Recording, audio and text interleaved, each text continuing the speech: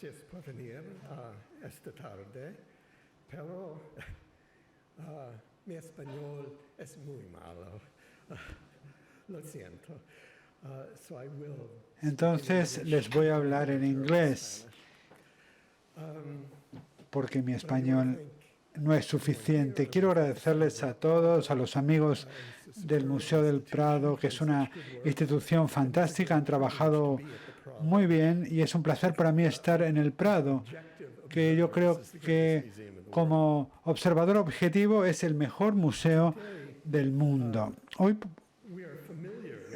estamos familiarizados con muchas imágenes extraídas de las narrativas del Evangelio, el nacimiento de Cristo, el bautismo, los milagros de Jesús, la pasión, etc. La mayor parte de estas representaciones derivan de composiciones medievales, tanto en Occidente, especialmente en Roma, y en Oriente, en Constantinopla.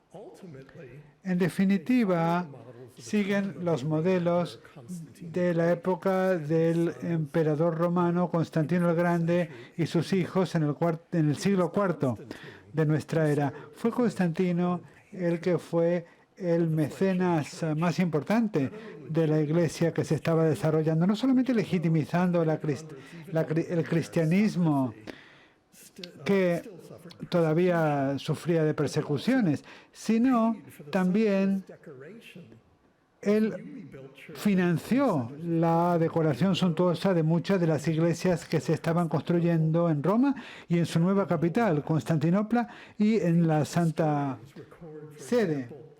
Los historiadores antiguos recuerdan todavía pues los mosaicos y las figuras de Cristo, los ángeles y los apóstoles que decoraban, por ejemplo, la Basílica Lateranense de Roma.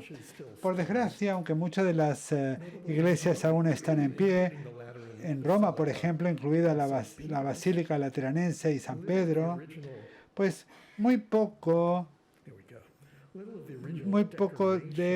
de la decoración original de las iglesias ha sobrevivido. Santa Prudenciana, que es una antiquísima iglesia en Roma, reconstruida por Constantino, fue decorada con mosaicos espectaculares.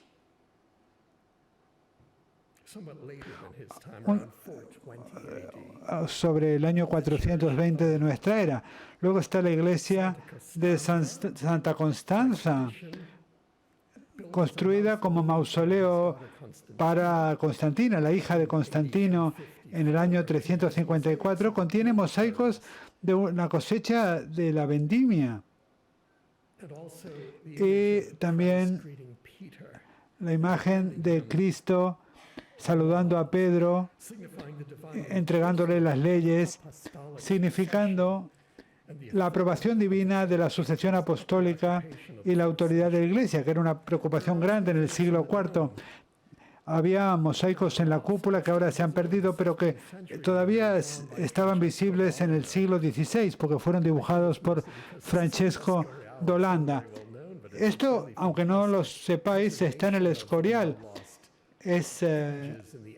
Son imágenes ahora perdidas de las imágenes del ábside que muestran escenas acuáticas mezcladas con escenas bíblicas, incluida Susana y los viejos, Tobías, el sacrificio de Caín y Abel, el sacrificio del monte Carmelo, Moisés golpeando la roca para sacar agua, e incluso Noé construyendo el arca. La yuxtaposición de episodios del Antiguo y Nuevo Testamento es algo que los teólogos consideraron con mucho cuidado, porque los teólogos primitivos, que conocían mucho la tradición judía, leían las historias del Antiguo Testamento como alegorías de la salvación y prefiguraciones de Cristo. Y luego era muy importante ver pues el Nuevo y el Antiguo Testamento como algo unificado que luego fue reemplazado por el cristianismo. Por el año 200, mucho antes de Constantino, el teólogo Tertuliano observó Cuando fue conducido por su padre, Isaac, como víctima, él mismo llevaba la madera y ya entonces anunciaba la muerte de Cristo, ofrecido como víctima por el Padre y llevando él mismo el madero de su pasión. Y Jonás también era una figura muy popular y tenía muchas funciones simbólicas como símbolo de redención de la muerte, el bautismo, etc. Y una prefiguración de Cristo por sus 3 días en el vientre del gran pez antes de la salvación, una comparación que hizo Jesús mismo como referencia a su resurrección, porque Jonás estuvo en el vientre de la ballena 3 días y 3 noches, así estará el Hijo del Hombre 3 días y 3 noches en el corazón de la tierra. Esto viene de San Matías. Estas figuras bíblicas eran características del arte primitivo cristiano, especialmente en sus interpretaciones alegóricas y exegéticas, y también son imágenes simbólicas, notablemente el pez y el buen pastor, a los que volveré en un momento. Este tipo de imaginario es poco habitual en la decoración de las iglesias de Constantino y las iglesias que vinieron después, reflejando los ingleses cambiantes de la iglesia. En un momento en el cual se ponía de manifiesto la vida de Cristo y los milagros. En esta fase temprana, las imágenes alegóricas cristianas que se originaron antes de la época de Constantino eran lo más característicos. Pero, ¿cuáles eran estas imágenes primitivas cristianas? ¿Dónde se construyeron? Bueno, pues poco sobrevive de estos años formativos. Por eso es tan difícil comprender todas estas obras de arte en base a un material arqueológico muy escaso. Solamente unos pocos monumentos dispersos por todo el Imperio Romano y bastante humildes quedan en nuestros días como indicios de las creencias y aspiraciones de los primitivos cristianos. Hay que analizar los orígenes de la religión en la Tierra Santa y en la Judea. Es una región donde se sabe poco de las representaciones artísticas de las creencias religiosas. No sabemos si los judíos del primer siglo utilizaban imágenes bíblicas. No sobrevive nada de ello. Algunos estudiosos modernos sugieren que los libros de teología judíos, los comentarios de la Torá, podrían haber incluido imágenes, pero ninguna de estas ilustraciones sobrevive en nuestra época. Sin embargo, el descubrimiento en 1932 de una sinagoga judía en el siglo III, en Dura Europos, en Siria Oriental, revolucionó nuestra idea del arte primitivo cristiano. La ciudad de Dura Europos era una guarnición romana que estaba en la frontera entre el Imperio Romano y el Imperio Parto, los persas. Una inscripción marca la última fase de decoración de la sinagoga en el año 244 de nuestra era. La ciudad fue conquistada por los partos un poco tiempo después, en 256, y luego fue abandonada. Por lo tanto, la ciudad está preservada como era en el siglo III, con una diversidad de templos decorados con imágenes pintadas. Además de la sinagoga, había santuarios a dioses griegos y sirios y también una casa-iglesia cristiana, quizás el edificio cristiano más antiguo que exista, también con decoración pintada. La sinagoga que vemos aquí en esta imagen reconstruida en el Museo Nacional de Damasco mide 15 metros por 5 y muestra lo rica y lo compleja que era el imaginario bíblico. Hay paneles dispuestos en 3 registros horizontales que muestran figuras bíblicas y episodios como el sacrificio de Isaac, el hallazgo de Moisés y la zarza ardiente, Aarón y el templo, episodios de Elías, la unción de David y escenas del libro de Esther. Las representaciones del Arca de la Alianza son muy prominentes y indican la importancia de las enseñanzas de Dios, así como las imágenes del Templo de Jerusalén y la menorá. Ahí vemos los candelabros, pero las escenas no forman una narrativa cronológica y no pueden haber sido utilizadas para ilustrar las lecturas semanales del Torá. Es más probable que hayan servido como para una finalidad exegética. El rabino quizás hubiera señalado las historias utilizándolas como enseñanza, quizás para un debate talmúdico. Hay muchos paralelismos con las enseñanzas de los teólogos cristianos primitivos. De hecho, hay una casa-iglesia primitiva también, como he dicho, en Dura Europos, en Siria. Aquí tenemos la imagen, aquí fue reconstruida en Estados Unidos. Las pinturas son alegóricas y no siempre son claras su significado.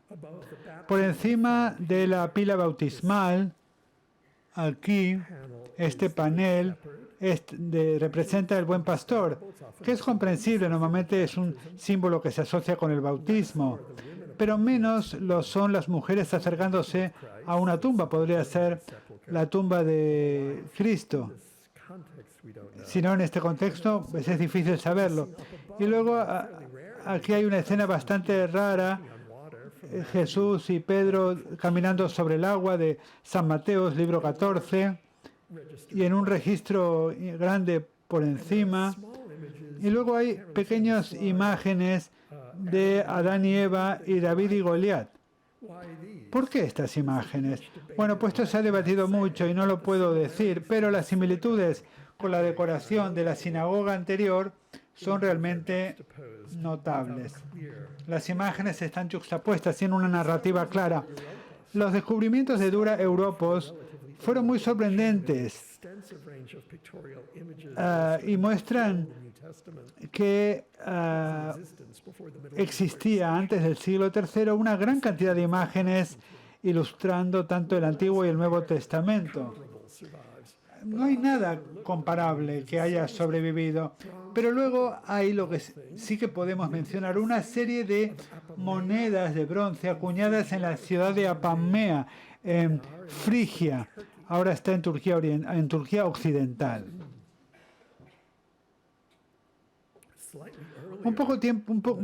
Poco tiempo antes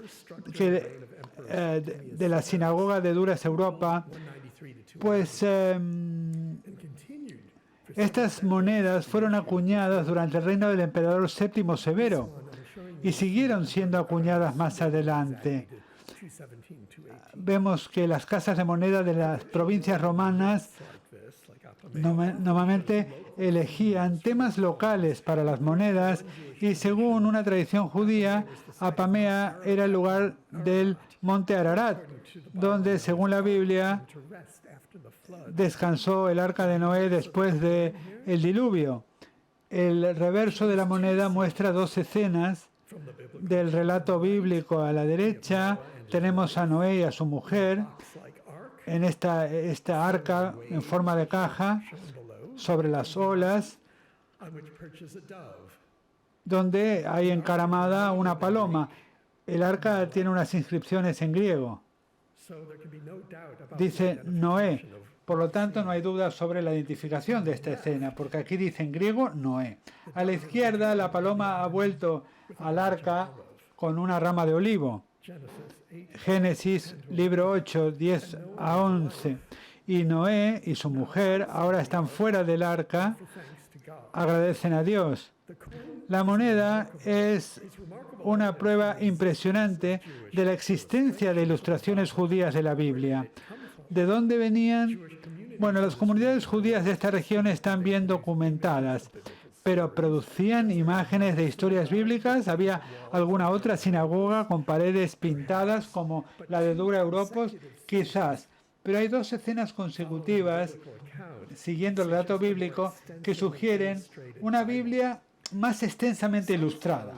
Algunos académicos, notablemente un refugiado alemán a Estados Unidos antes de la Segunda Guerra Mundial, Kurt Weizmann, que murió en 1993, pues han defendido la existencia de Biblias extensamente ilustradas que ya no han sobrevivido. Y a pesar de que esta teoría ya no está muy de moda, creo que sí que es correcta. El libro ilustrado más antiguo que sobrevive se remonta solamente al siglo V.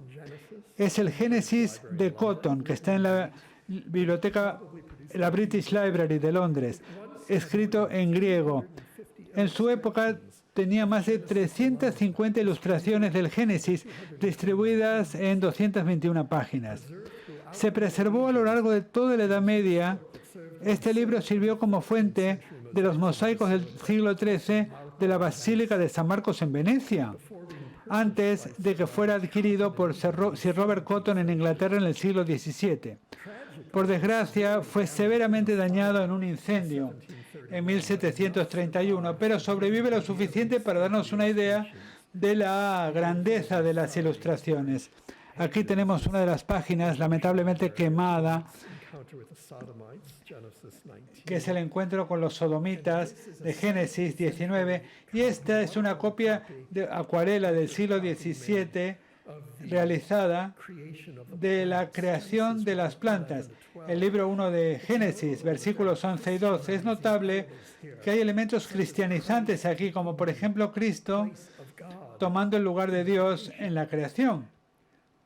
Libros como este, seguramente influidos por modelos judíos, seguramente habrán servido para difundir las imágenes cristianas a lo largo del Imperio Romano. La evidencia de la existencia de imágenes judías y cristianas en los siglos II y III es muy escasa, pero suficiente para demostrar que sí que existía esta influencia y era muy sofisticada. ¿Hasta qué punto estas imágenes proliferaban en las comunidades cristianas en el Imperio Romano? Bueno, pues los teólogos judíos y cristianos les preocupaba el uso de las imágenes. Quizás, pues, atentos a las prohibiciones bíblicas de ciertas imágenes, pero básicamente intentando evitar la inmoralidad de sus vecinos paganos y protegiendo la integridad de sus propias religiones de ser contaminadas por los paganos. Las imágenes paganas consideradas inapropiadas podían verse por todas partes en las comunidades y tenían que tener mucho cuidado con ello. Hay evidencia interesante de lo mucho que se reflexionaba en cuanto a qué imágenes podían ser aceptables. Esto viene básicamente de los anillos de sello de los cristianos, básicamente hechos con gemas, y se utilizaban para marcar documentos oficiales o bienes domésticos. Clemente, un padre de la Iglesia de la Escuela de Alejandría, escribió lo siguiente en el siglo 200, en el año 200, dijo: sean nuestros sellos una paloma, un pez o un barco afrontando el viento, o una lira como la que usó Polícrates, o un ancla de barco que Seleuco mandó grabar como emblema, y si se ve a uno que está pescando, recordará al apóstol y al niño que sacó del agua. Por ello, no representaremos el rostro de los ídolos, porque tenemos prohibido adorarlos. Muchos de los libertinos mandan erigir estatuas de sus amantes homosexuales o prostitutas, como si no quisieran que se olvidaran nunca. El pasaje demuestra las preocupaciones de los teólogos en cuanto a cómo los cristianos debían participar en una sociedad pagana. Es un intento de abordar el problema de las imágenes. Ningún sello cristiano de la época de Clemente ha sobrevivido, como el pasaje sugiere, quizás porque se eligieron cuidadosamente a partir de imágenes paganas existentes. Sin embargo, una generación más tarde sí que se preservan sellos con un diseño distintivamente cristiano grabados sobre gemas de la misma forma que se hacían los sellos paganos. Las primeras gemas, que datan del siglo III, pocas veces muestran imágenes. Solamente tienen inscripciones en griego, básicamente nombrando a Jesús o a Cristo, Jesucristo. Algunas tienen un monograma compuesto de las letras griegas chi y ro, las primeras dos letras de Cristo.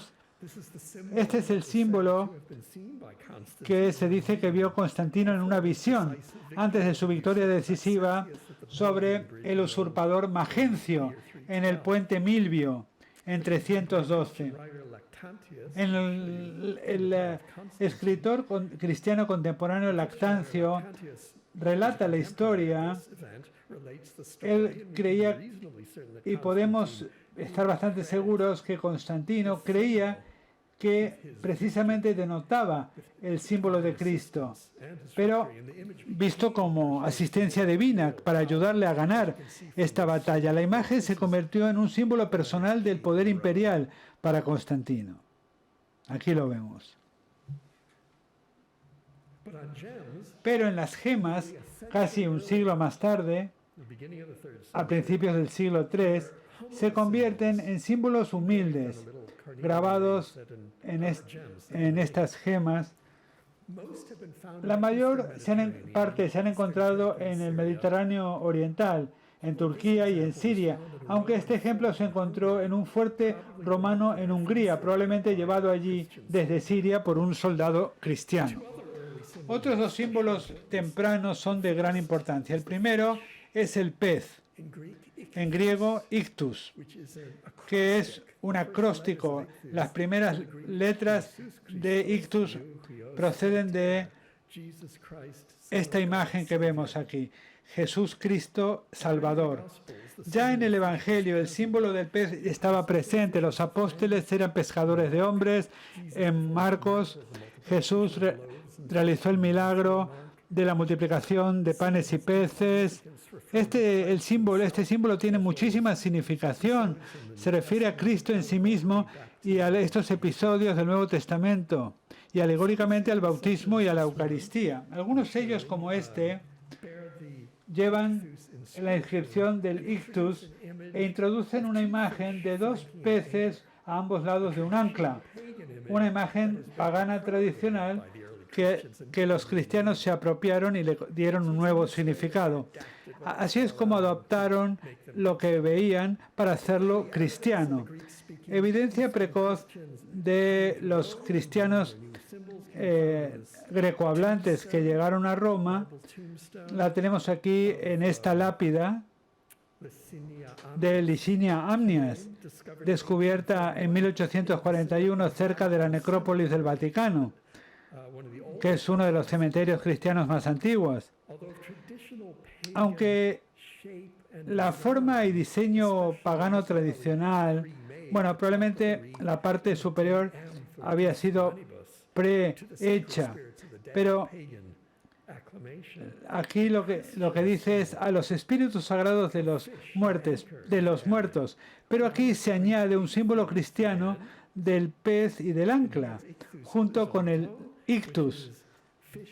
Pero aquí dice pez de los vivos, o sea, no solamente tenemos el acróstico de Cristo, sino también hay una referencia a San Matías y a San Marcos. Es decir, no es el Dios de los muertos, sino el Dios de los vivos. La segunda imagen muy popular era la del buen pastor, en referencia explícita a Jesús, porque en Juan 10 Jesús afirma: yo soy el buen pastor da su vida por las ovejas.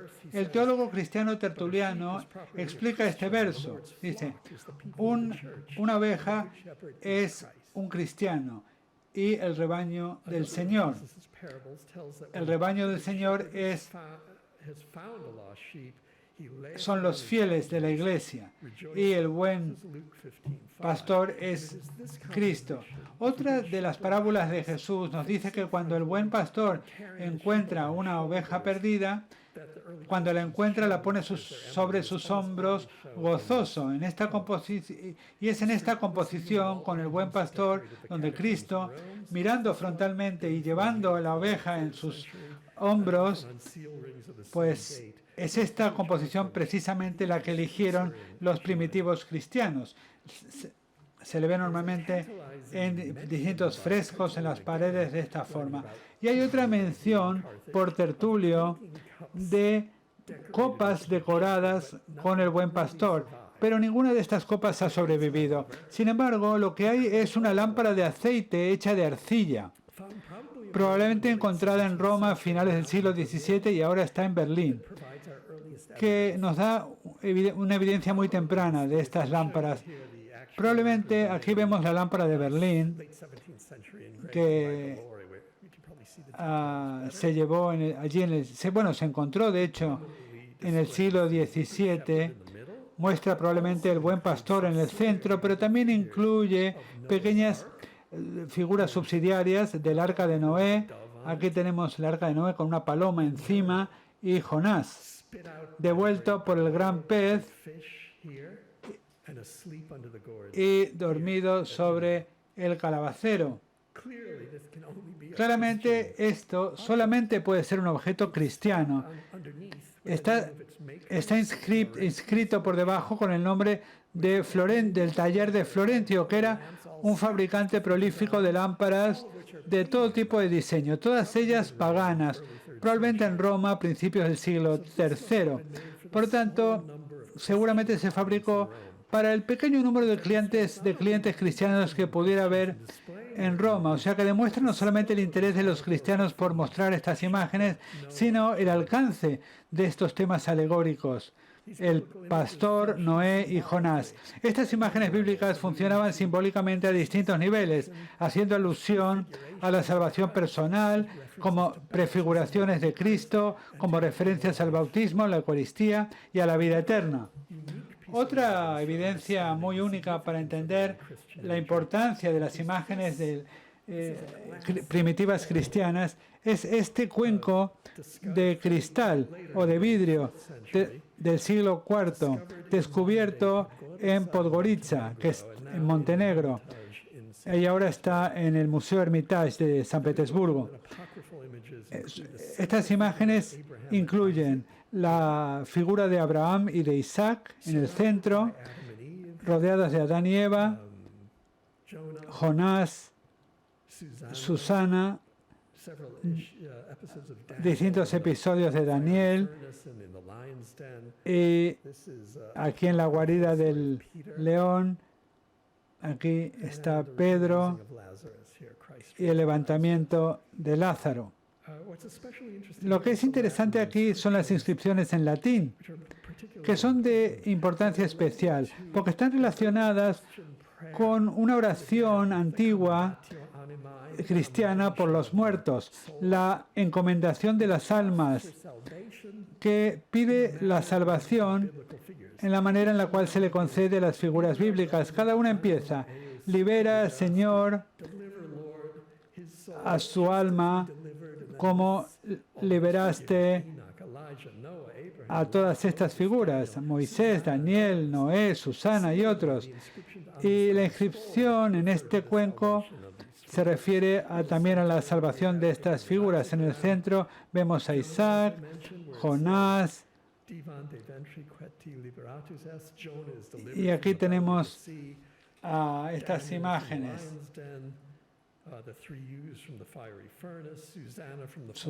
Liberar a Susana, por ejemplo, de una falsa acusación, liberar a Daniel de la guarida del león, etc. Alrededor del año 300 se usaban las mismas imágenes en sarcófagos de mármol tallado, que son objetos bastante costosos y que indicaban una clase cristiana que cada vez tenía una riqueza mayor. Son productos principalmente procedentes de Roma, y aunque a veces se han encontrado en Francia, Alemania, España y África del Norte, son poco habituales en Oriente, en Siria o Asia Menor. Típicamente muestran pastores y escenas idílicas del paraíso de una forma muy pagana, pero algunos pues abordan la tradición perdida de la ilustración bíblica, que es algo que a mí me ha ocupado mucho en mi carrera. Por ejemplo, un sarcófago preservado en la abadía de Treveris, en Alemania, ahora lo han llevado a otro museo en la misma ciudad, data del 300 o 310. fue tallado localmente, no fue importado de Roma, y muestra una representación muy detallada del arca de Noé, llena con toda la familia, la mujer de Noé, los hijos, muchos animales, la paloma, el cuervo, que volvió sin encontrar tierra. O sea, todo según el relato bíblico, ¿no? Siguiendo el relato bíblico rigurosamente. Es más complejo que los ejemplos más simples de Noé en la caja de las catacumbas, y nos recuerda las monedas de Apamea. Pero ¿cuál es la fuente, el origen de esta imagen? ¿Un libro, una sinagoga pintada, una iglesia? Otro sarcófago famoso descubierto en el cementerio Vaticano en Roma en el siglo XVI está compuesto de una pareja de monstruos marinos en el centro. Son los peces grandes que engulleron a Jonás, que luego fue arrojado desde un barco. Aquí tenemos el monstruo que tiene la forma de un monstruo griego llamado Ketos. Aquí lo vemos como devuelve a Jonás y pues lo vemos dormir bajo la calabacera.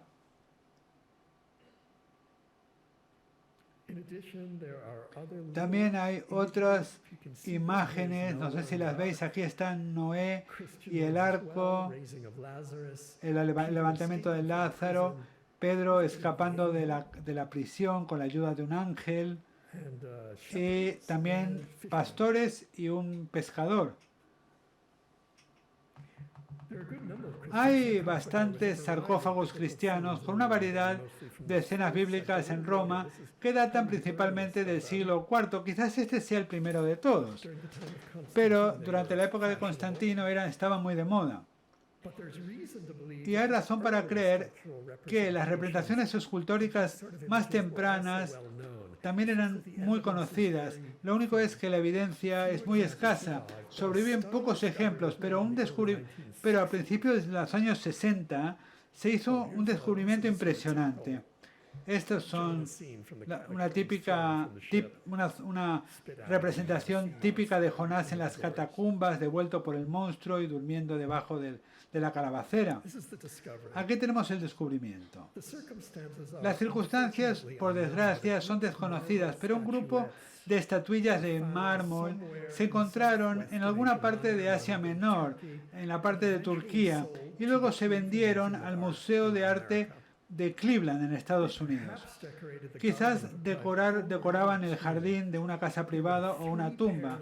Había 3 pares de bustos de una pareja aristocrática romana, marido y mujer, fáciles de fechar por su peinado. Más o menos eran del año 280 a los años 90, un poco antes de los sarcófagos cristianos de Roma.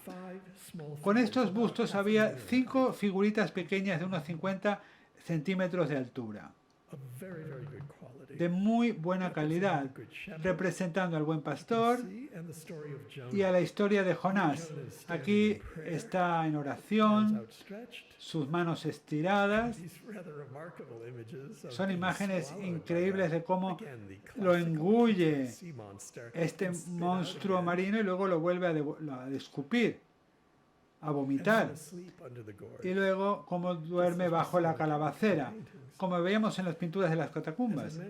Como he dicho, la calidad de este trabajo es buenísima, y las múltiples esculturas que ilustran la narrativa sugieren que estos grupos ya se exhibían pues de forma bastante común a lo largo del Imperio Romano en el siglo III, mucho antes de la época de Constantino. También es notable que la historia de Jonás se mostraba típicamente como una serie de episodios en lugar de una única imagen. Se hubiera podido reducir a una sola imagen, pero aquí son 3 episodios, o más incluso.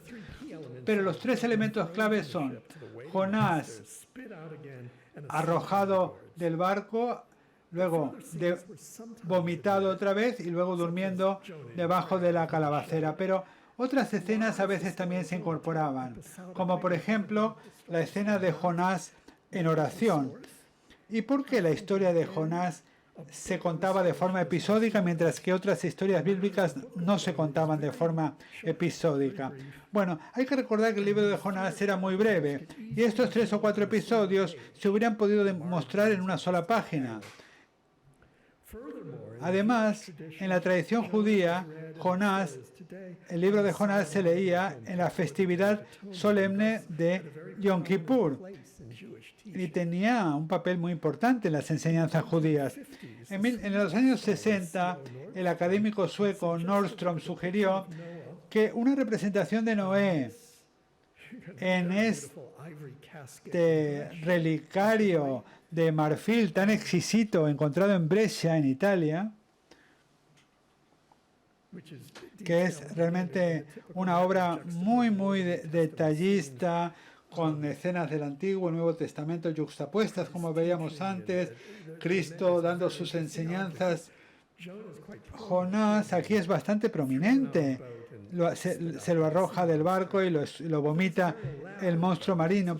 Pero es un barco muy elaborado. Y Nordström destacó que había 6 marineros, además de Jonás, en el barco. Y lo que sugiere este autor que es que esto se podía explicar dentro de la tradición judía, como que el barco alegóricamente representa las 70 naciones del mundo, cada una con su propio Dios. O sea, por eso hay 7 figuras. Esta teoría no está en la Biblia, pero podría derivar de otro libro de comentarios. La teoría ha sido controvertida, pero creo que no hay duda de que existe una tradición de ilustraciones basada en creencias extrabíblicas, básicamente creencias del judaísmo, y luego continuadas por teólogos cristianos. Hay otro ejemplo. Aquí la cosa se complica, porque yo siempre me ha maravillado no este objeto. Hablaremos luego de Jonás, pero volviendo a las gemas del siglo III, incluso en estas pequeñas gemas tenemos todo el ciclo de Jonás representado. Aquí en blanco y negro vemos cómo se lo arroja del barco, luego lo vomita el pez y luego duerme debajo de la calabacera. Pero tenemos una nueva escena aquí, una escena que no se ve en ninguna otra parte. Un ángel se acerca a él en la orilla llevando una capa para taparle, para arroparle. Esto es muy inesperado. Quizás se refiera a la tradición judía extrabíblica que se menciona en el Midrash Jonás, de que el pelo y las vestimentas de Jonás se consumieron en el vientre del monstruo marino. Y de hecho a Jonás se le representa casi siempre desnudo, como por ejemplo en las pinturas de la catacumba y los sarcófagos. Pero el ángel que le trae la ropa no está documentado en ninguna fuente literaria que haya sobrevivido. Y de hecho he encontrado solamente un ejemplo similar que es mucho más tardío, del siglo XV, una ilustración persa de esta historia, del ángel llevando esta capa, que también se utilizaba con fines educativos. No puedo explicar este paralelismo, solamente pues puedo decir que puede haber, pues que puede ser que sea algo que tenga que ver con la tradición judía, que haya pasado primero por los árabes y luego por los persas. Pero por último me gustaría pasar a otro misterio de esta fase primitiva de la era cristiana y de las ilustraciones, que como ven pueden haber sido bastante sofisticadas. Uno de los grandes misterios de la iconografía cristiana primitiva es la rareza de representaciones de la crucifixión. Prácticamente no hay representaciones de la crucifixión. A pesar de lo central de la cruz para los cristianos, las imágenes de la cruz no se encuentran ni en las catacumbas ni en los primeros sarcófagos. Solamente se convierte en algo convencional a principios de la era bizantina, es decir, en el siglo VI. como parte de las ilustraciones narrativas de la vida y los milagros de Cristo. En ese contexto, aquí tenemos a finales del siglo VI, vemos este evangelio sirio, Rábula. Aquí le vemos en esta imagen muy rara. El uso de la cruz como un símbolo prominente no está documentado antes de mitad del siglo IV. Y llevar cruces en el cuello, colgadas en el cuello, no se cita hasta el siglo IV de nuestra era. Antiguamente sí que existen ciclos narrativos desde el siglo V. Por ejemplo, las puertas de madera de la iglesia de Santa Sabina en Roma incluyen escenas del Antiguo Testamento y del Nuevo Testamento yuxtapuestas. Es increíble esta puerta de madera que se remonta al siglo V. Como digo, en la iglesia de Santa Sabina enfatiza los milagros y la divinidad de Cristo. Y entre estas imágenes está la crucifixión que vemos aquí. De una fecha similar son 4 paneles de marfil tallados, probablemente de una caja de un relicario, que están en el Museo Británico, con un detalle importante tanto de la pasión como de la resurrección. Aquí tenemos Cristo delante de Pilatos, llevando la cruz, la negación de Pedro, el suicidio de Judas y la crucifixión. Los otros 2 paneles que no les voy a mostrar son el sepulcro vacío y las dudas de Tomás. En cuanto al... Probablemente son ornamentos de un relicario y siguieron el Evangelio con bastante rigor, y por eso creo que se derivan de un libro, de un Evangelio ilustrado. Pero hay incluso pruebas anteriores que sugieren que la tradición era aún más complicada. En primer lugar, tenemos esto, que es un grafiti que está en una pared de yeso de unas habitaciones de sirvientes en el Palacio Imperial de la colina Palatina en Roma, del Monte Palatino. Vemos un hombre levantando la mano hacia una figura con cabeza de burro crucificada. La inscripción en griego dice: Anaxamenos venera a Dios. La tradición de que los judíos veneraban la estatua de un asno es algo que fue referido por el historiador romano Tácito y debe haberse aplicado también a los cristianos. El grafiti parece referirse a esta creencia popular, burlándose de un cristiano venerando a un dios con cabeza de asno. Esto sugiere la posibilidad de que hubiera imágenes cristianas del Cristo crucificado que se hubieran podido ver en Roma en esta época. Más pruebas de la existencia de imágenes de la crucifixión en esta fase precoz proceden de otro objeto único.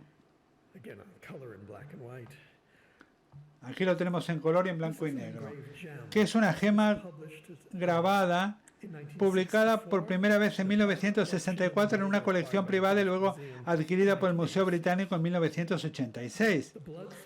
Esta gema roja muestra un Jesús con barba, desnudo, con las piernas separadas, atado a una cruz. Las inscripciones cubren ambos lados de la gema e incluyen una invocación a Jesús junto con algunas palabras mágicas. Su estilo y el material lo vinculan a un grupo extenso de amuletos grabados con inscripciones mágicas que proceden de Egipto y Siria, incluso de Asia Menor, que estaban muy de moda en el siglo II y III. Aunque creo que son las únicas que me vienen a la mente que tienen imágenes cristianas.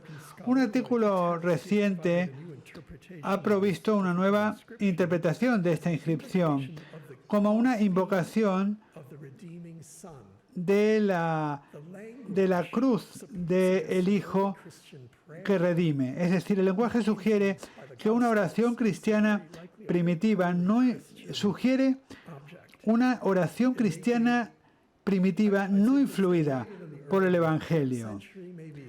Esta gema quizás pueda datarse a principios del siglo III y sugiere que las imágenes de la crucifixión ya se utilizaban en esa época. Entonces, solamente puedo sacar conclusiones tentativas en base a esos objetos del siglo II y III.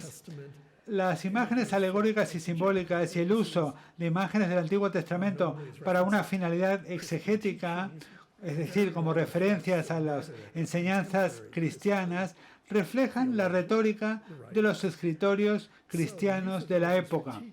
Por lo tanto, el uso de estas imágenes para enseñar, para educar, probablemente se basan o siguen la práctica judía, tal y como vemos en la sinagoga de Dura Europos en Siria. Y también puede haber habido Biblias ilustradas. Las pruebas primitivas de símbolos cristianos, no solamente el pez y el buen pastor, sino también la crucifixión, es algo que vemos en las gemas. Para comienzos del siglo III, estas prácticas se habían extendido desde Palestina y Siria hasta Asia Menor y hacia Roma. Por lo tanto, todo esto demuestra